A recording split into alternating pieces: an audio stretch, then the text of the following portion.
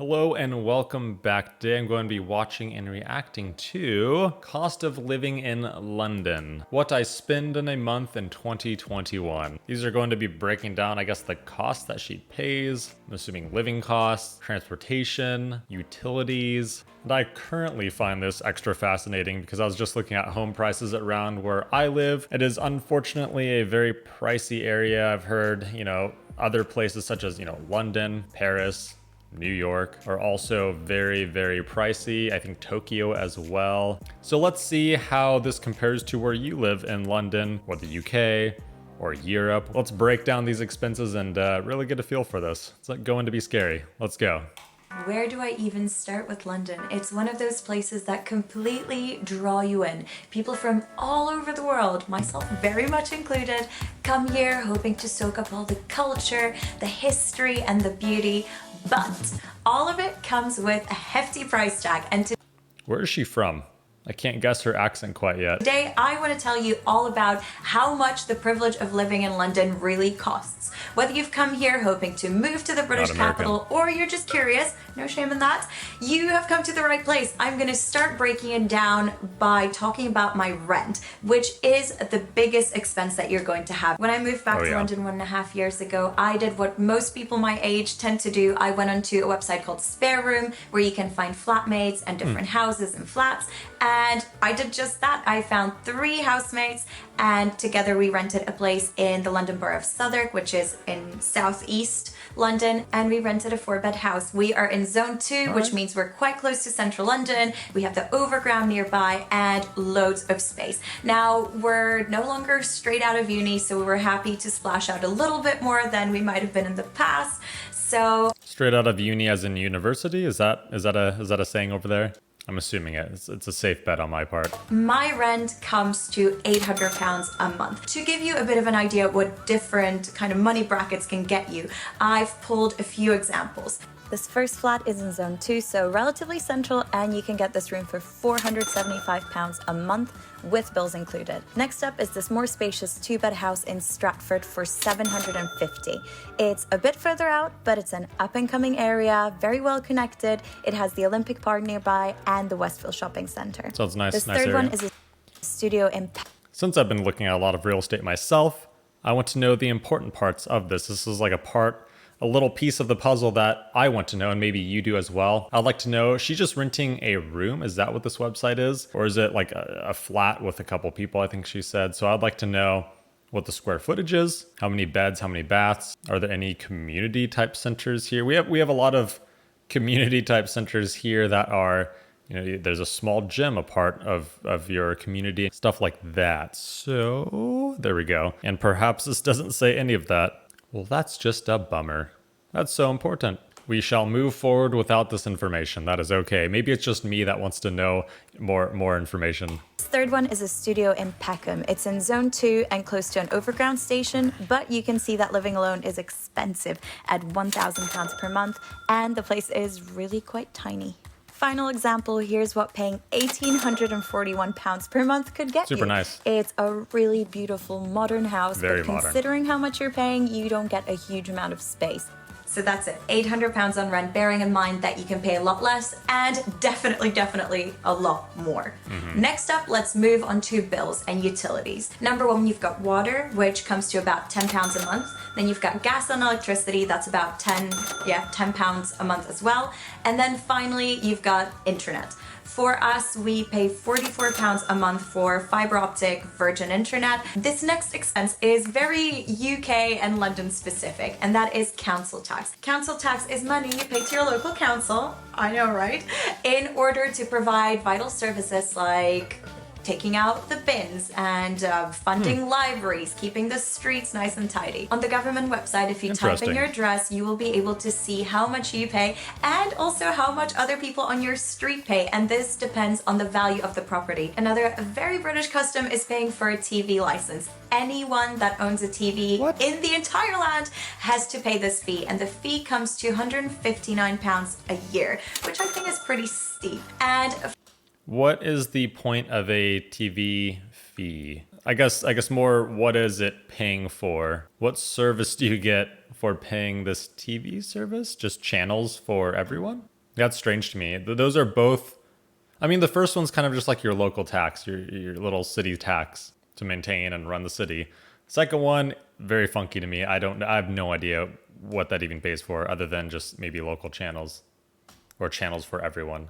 Finally, the one thing that we pay for here at home that is a bit of a luxury, we have a cleaner that comes in every fortnight. Although that sounds like a really indulgent thing, it comes to £25 per person per month. So to me, that is totally worth it. But there are financial benefits to living in the UK as well. Chief among them, the NHS. You don't have to pay for private healthcare on a monthly basis. The state takes care of it for you. Now, there are things that are taken, things being money here, that are taken out of your paycheck every month.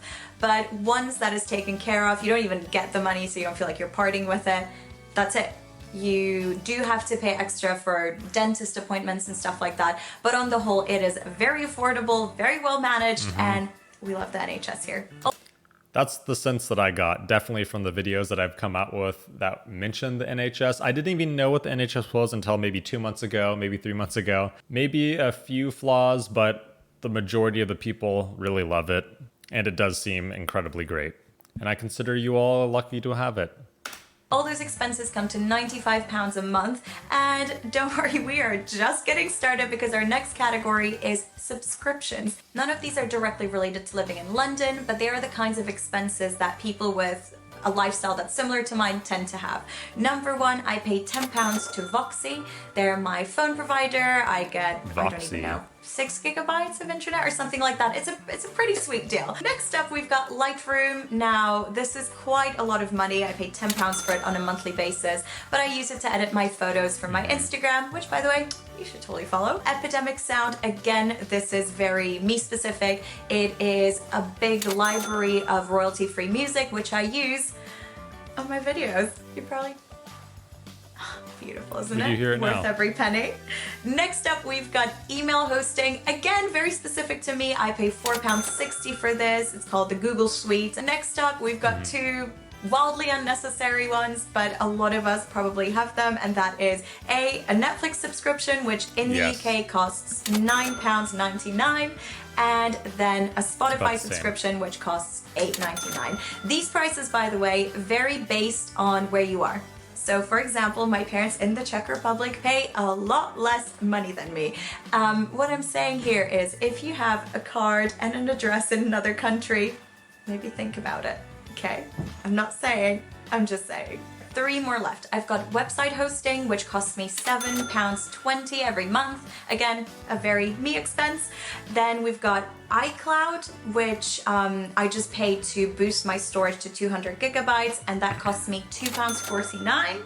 And finally, something that for me is like a really nice to have that I could drop if I had to, is online language classes. I take classes on a website called italki. It is super useful. I've mentioned it in basically all my language videos. I have left a discount link in the description below if you want to check it out. One more that I should mention that I'm not paying for currently, but I hopefully will once we're out of lockdown, is the gym. So I used to go to a local gym that is actually extremely affordable, and it costs £22.99, which is kind of wild, especially in London. My subscriptions come to £85.27.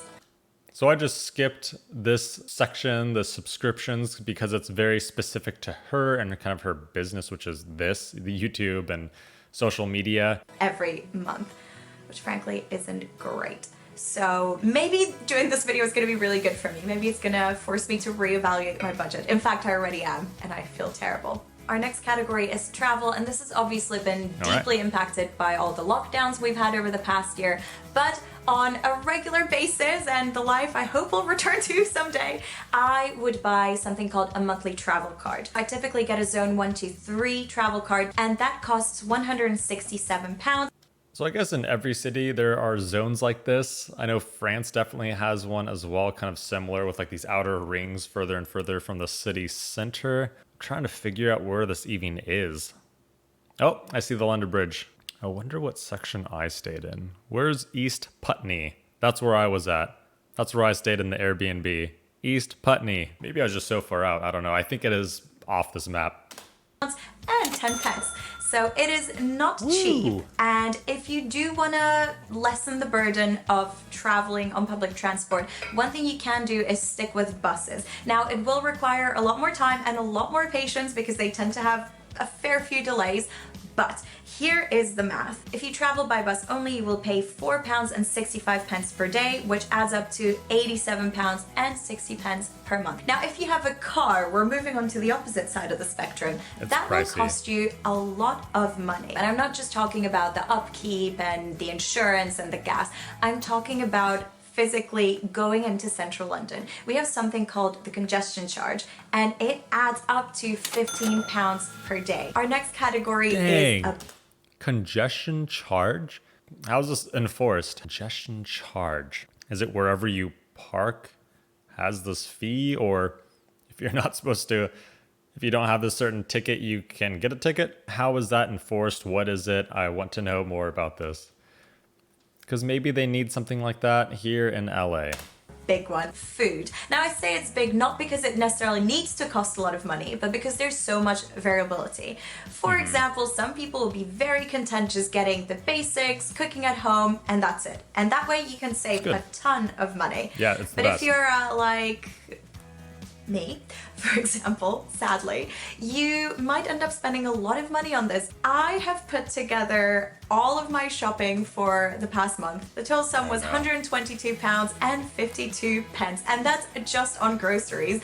I then proceeded to add up my takeaways, and obviously currently I'm not eating out in restaurants, but if we weren't in lockdown, I suspect I would be spending even more because when you go out to a restaurant, you might get a bottle of wine, etc. We all know how it is.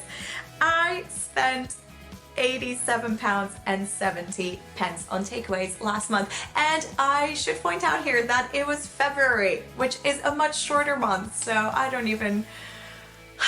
That brings us to a grand total of £210.22. So what is that per day? How much does she spend on food per day? So she spends £7.5 a day on food. That's with eating out. For food, which, yeah, is not great, but it is what it is. When in lockdown, sometimes you just gotta treat yourself. And I do want to point out here that obviously your bill for food can be just so much lower. It could literally be half that if you really, really stuck to a budget. Okay, we're gonna talk about salaries and how affordable London really is vis-a-vis how much you make in a bit. But before that, I want to finish with my last category, which is just other. They're these random expenses that you have on a monthly basis. They can be clothes, they can be, I don't know, medicine or skincare. The grand total was £76.44 for my other spending. Okay, and now the moment we've all been waiting for, the grand total. I don't really want a drum roll for this, but let's have one for dramatic effect. My hands are sweating. I mean, this is gonna be terrible. The grand total is £1,434.01. All right. Oh dear. Yeah. Now it's a standalone figure. So is that like 2,000 US dollars? Yeah, so it's just shy of $2,000. All right. Yeah, right on. Just shy of 2,000 bucks. That looks scary, but it doesn't really mean much. We need to compare it to a base salary. And in order to do that, I have prepared 3 different salary levels to compare the sum to. Number 1, I want to start with the average London salary. Glassdoor thinks that the average salary in London is £40,732. Let's have a look at how much that leaves us with on a monthly basis after tax.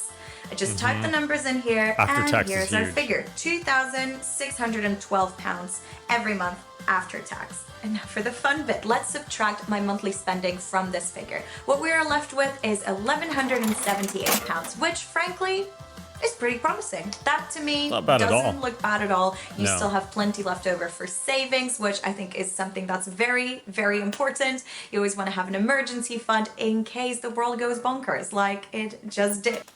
And my inner finance self wants to say investing. Invest like crazy. Start as early as possible and let it ride.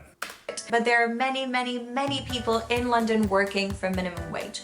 The London living wage at the moment is £10.85. Let's say we times that by 35, which can be the average work week for somebody who is working on that wage.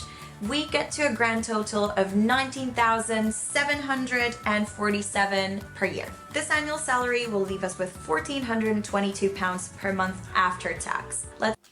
Thoughts about that? Because I know a lot of you live in London or have lived in London. Fact check this. So I know the minimum wage in London sounds roughly like the minimum wage here in California, just on the West Coast in general. I think in Washington State, it's something like $15 now, if that passed as a minimum wage. Tax. Let's take my spending figure and subtract it. And look what we're left with. We're left with a deficit of £12.03. Now, of course, if that was your annual salary, you would adjust your spending habits and you would cut out a lot of the luxuries. However, let's bear in mind the fact that I am single and I don't have children. There are so many single parents out there who do have to make this money stretch, not just for themselves, but for other people that they are supporting. So, yes. It can be difficult to live in London. For our final salary scenario, let's look at a different source. Here they listed the average salary for women aged 22 to 29, which is the bracket I fall into. Based on this scenario, we would go home with £1,704 every month after tax. And when we subtract my spending, we are left with £269.97. There are a lot of people in London in their late 20s, early 30s that are covering their bills every month, but struggling to save money. So that is definitely something to bear in mind if you are thinking of moving to London. Another thing to bear in mind is that, yes, renting can seem affordable, but buying is damn near impossible for anyone our age, which makes us very different from the previous generation. And there you have it. This is how much living in London costs me on a monthly basis. Obviously, these figures will vary month to month. If you have any other questions about living in London, do let me know and I might make a video answering them. Is obviously these perfect. I wish these weren't in the way, but we have this pie chart to look at. But let me know what you think of this and your comparisons between what you know or what you have to hers. That's when I really learned a lot. So thanks for watching, thanks for joining, and have a good rest of your day.